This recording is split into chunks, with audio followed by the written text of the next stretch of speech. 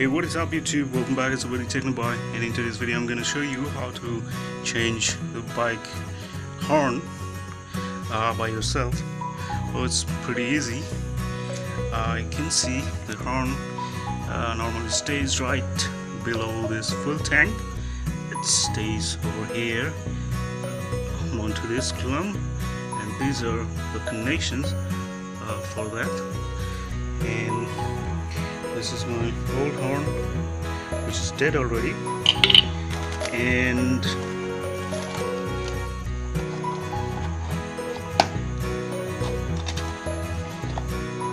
this is the new one, and I'm gonna mount it, and I'm gonna remove this mounting clamp because the old one is already there.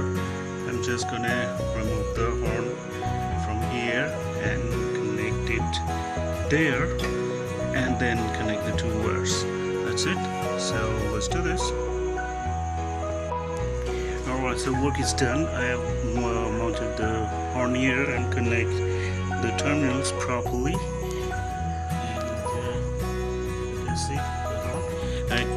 Time to test.